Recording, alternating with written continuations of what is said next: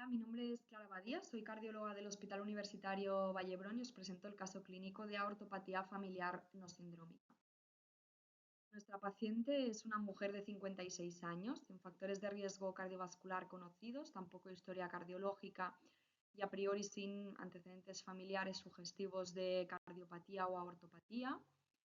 que ingresa en agosto de 2008 en otro centro por clínica de dolor torácico que obliga a realizar un angiotaca aórtico en el que se observa una disección aórtica tipo B, como podéis ver aquí en las imágenes del TAC. En este TAC se describía también una raíz aórtica y aorta ascendente que no estaban dilatadas, un arco proximal, es decir, inmediatamente anterior al origen de la disección de 39 milímetros, y en arco distal una gran puerta de entrada que originaba la disección aórtica, que se extendía hasta ambas ilíacas, con afectación del ostium de la arteria subclavia izquierda, que aunque estaba disecada se encontraba permeable, y unos troncos viscerales que se originaban de la luz verdadera y que estaban bien perfundidos. El diámetro máximo aórtico en ese momento era de 63-64 milímetros y se describía también un pequeño aneurisma a nivel de la arteria hipogástrica. La paciente ingresó consiguiendo un buen control del dolor, de la tensión. Se realizaron TACs evolutivos en que no se observó progresión de los diámetros ni aparición de complicaciones periaórticas y se valoró el caso con el equipo de cirugía vascular y se decidió que dado que la paciente había presentado una buena evolución clínica, no había presentado complicaciones y que el abordaje quirúrgico era complejo, pues dar de alta y valorar ambulatoriamente las opciones terapéuticas en esta paciente en este caso. Se inició atenolol con buen control tensional y buena tolerancia y se inició seguimiento ambulatorio en las consultas de patología aórtica de nuestro centro, a la cual se derivó tras el evento agudo. En las visitas de la unidad de patología aórtica se elaboró un árbol familiar inicial en el que no se observaron antecedentes que pudieran sugerir a priori aortopatía familiar y se realizó una exploración física amplia sin hallazgos físicos que sugirieran síndrome de Marfan, Loeys-Dietz o Ehlers-Danlos vascular, por lo que en ese momento, dado que no es como ahora, es decir, no se disponía de paneles aórticos como es el caso de hoy en día, y por tanto se realizaba el estudio genético según sospecha clínica y no había una sospecha clínica concreta, se realizó por el momento no plantear el estudio genético y revalorarlo según los hallazgos clínicos que fuesen apareciendo. Lo que sí que se hizo fue valorar las opciones quirúrgicas y se valoraron en comité de patología aórtica, que está integrado tanto por cardiólogos, cirujanos vasculares y cirujanos cardíacos, y se decidió realizar una cirugía electiva en dos tiempos. En un primer tiempo se realizaría un bypass aortobicarotidio, ya que por la anatomía de la disección, la colocación de un TEBAR que sellase la puerta de entrada ponía en riesgo la perfusión de la carótida izquierda y por tanto se necesitaba de un bypass aortobicarotidio en un primer tiempo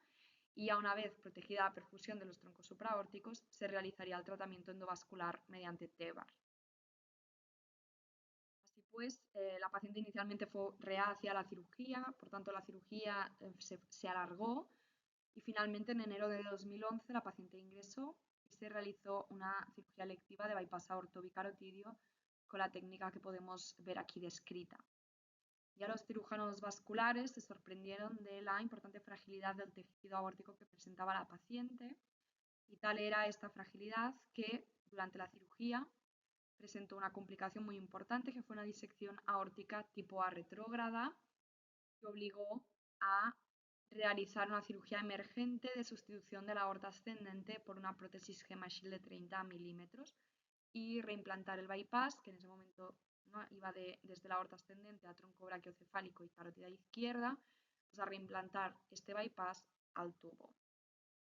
La paciente presentó un postoperatorio muy complejo, muy largo, con múltiples infecciones, entre ellas infección respiratoria, un winning muy lento y una miopatía del enfermo crítico muy importante, con una fragilidad muy significativa, por lo cual, ante esta situación de extrema fragilidad, se decidió dar de alta y revalorar ambulatoriamente el abordaje de la aorta torácica descendente una vez la paciente estuviese recuperada a nivel funcional. Así pues, volvió a reiniciar el seguimiento en las consultas de patología aórtica. En una de las visitas de seguimiento, la paciente refirió que en el hijo de un sobrino de 38 años pues, había ingresado por una disección aórtica tipo B. Esto obligó a replantear el caso y, dado este nuevo antecedente, sí que se planteó realizar un estudio genético ya en ese momento por panel y un estudio de familiares. En el panel de patología aórtica se observó una variante en ACTA2, que era una variante missense, que en ese momento se clasificó como probablemente patogénica. Como sabéis, ACTA2 es un gen que se encuentra en el cromosoma 10 y que codifica el gen de la actina, que se expresa en el músculo liso y que regula su contractilidad. Se han descrito que variantes en este gen dan lugar a aortopatía torácica, entre otros, que sería pues, el caso de nuestra paciente. Ante estos hallazgos, se fue realizando un estudio tanto clínico como genético de los diferentes familiares a los cuales tuvimos acceso, pudiendo finalmente elaborar este árbol familiar que podéis ver aquí. Entonces, la paciente, nuestro caso índice, que es la paciente que está marcada con la flecha, que era nuestra paciente que era portadora de la variante y que había presentado la disección, tenía un antecedente en el padre de una muerte súbita a los 67 años, que el padre debía de ser portador obligado de la variante, ya que su hermana, es decir, la tía materna de la paciente, era portadora de la variante, y el sobrino de la paciente que había presentado la disección aórtica también tipo B, pues era portador también de la variante que había heredado del padre. Se completó el estudio genético, 2 hijas de la paciente eran también portadoras, la hermana de la paciente y una de las sobrinas, y también pues una familia más lejana. Entonces se inició también un seguimiento estrecho de todos los familiares portadores de la variante mediante pues, ecografías, angiotacs aórticos y también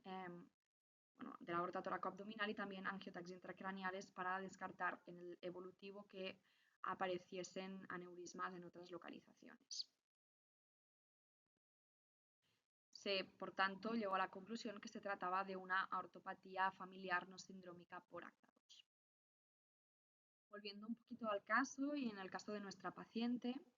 ambulatoriamente se fue realizando un seguimiento muy estrecho con angiotacs de control y lo que se observó fue una rápida progresión de los diámetros a nivel de la aorta torácica descendente, con un crecimiento de varios milímetros en escasos 2 años. Como podéis ver aquí, pasó en febrero del 2010 de presentar un diámetro de 66 milímetros a febrero del 2011, un año después, un diámetro de 71 milímetros. La paciente se había recuperado correctamente de la cirugía y se decidió, de la cirugía previa, y se decidió, por lo tanto, plantear ya el abordaje de la aorta torácica descendente. Así pues, finalmente se volvió a comentar en comité, considerando en este caso el contexto de la ortopatía familiar y la gran fragilidad aórtica observada en la cirugía previa, se decidió evitar el tratamiento endovascular y finalmente en el 2012 se realizó una cirugía abierta de recambio de la aorta toracoabdominal con reimplantación de troncos viscerales, quedando una disección residual a nivel de la aorta abdominal que se ha ido siguiendo de forma estrecha ambulatoriamente sin haber observado crecimiento y por tanto no se ha tenido que abordar quirúrgicamente. Así pues, en resumen, se trata de una mujer afecta de una ortopatía familiar no sindrómica por una variante probablemente patogénica en el gen de ACTA2, que debutó en agosto de 2008 en forma de disección aórtica tipo B. Se realizó una primera cirugía de bypass aortobicarotidio presentando como complicación una disección aórtica tipo A retrógrada que requirió de una cirugía de recambio de aorta ascendente de forma emergente y una reimplantación del bypass al tubo. y que por progresión de los diámetros y una vez recuperada de este estado de fragilidad con el cual quedó después de la primera cirugía, se realizó una cirugía abierta de recambio de la aorta toracoabdominal con reimplantación de vasos viscerales. En el seguimiento se ha observado una estabilidad tanto de los diámetros de la raíz aórtica como de la aorta abdominal nativa y no se han observado aneurismas intracraneales ni en otras localizaciones. Gracias por su atención.